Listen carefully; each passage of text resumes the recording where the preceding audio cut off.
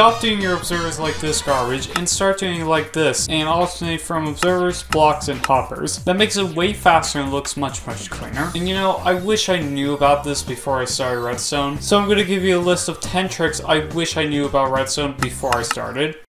Number 2, one ticking. Now I was lucky to learn how one ticking worked 3 months into getting good at Redstone, but it's really simple. You just have a piston, a block, 2 repeaters, and a button, and there you've made yourself a one-tick circuit. Or you can just put an observer on a piston. And what's good about one-ticking? Well, like a T flip-flop, you can turn a button into a lever. Because when you one-tick a piston, it spits out its block, so you don't need to give it constant power. Also, you can kill levers if you're like me and just hate levers, then you're going to want to use one-ticks. Number 3, target blocks. Yes, target blocks. The thing that when you shoot it, it gives an output. Well, you're wrong. Target blocks can redirect redstone, so when you have a setup of pistons like this, you can power the block under it by using target blocks. So even though they're called target blocks, it's more of the redstone targeting them. Number 4, texture packs. If you're doing long redstone, and of course it's very hard to see when you're at 15 redstone in a new repeater, there's a better way.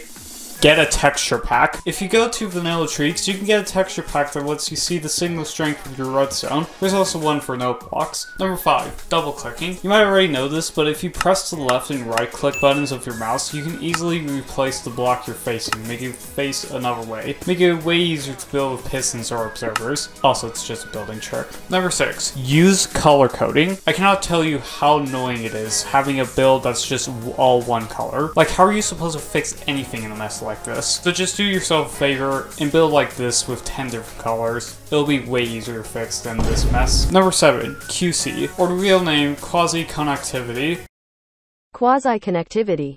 But for not killing my speech, I'll just keep calling it QC. If you don't know what QC is, if you power the top piston in a stack of 2, the bottom piston will also power. That's what QC is. The reason for this is Mojang was lazy and used the code for the door in the code for the piston, but just forgot to fix the hitbox so you can power a piston the same way you can power a door, allowing for circuits like this. Number 8, use transparent blocks. Following up to QC, you might not always want it. You can use transparent blocks to stop QC, allowing you to put blocks where it would have powered the other pistons. Also, you can make glass towers. Number 9, lag proofing. If you have a ton of farms, you probably have a ton of hoppers, and those hoppers are laggy, but there's a fix. Composters. That's it. If you put a composter over a hopper, it'll stop reading for drops over it. So it'll make your farms not as laggy as they were before, but they're still lag. You see those auto droppers? Lag. Every time that redstone flashes, that makes it light updates, aka lag. How do we fix that? A light block. Yeah,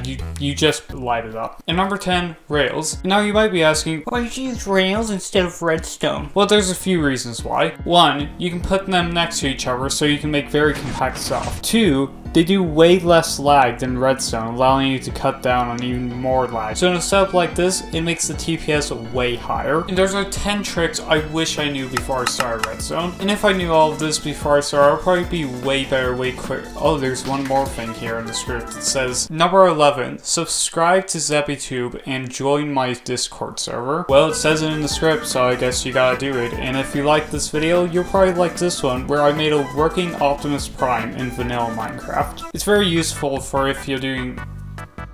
No, just editor me, cut that out.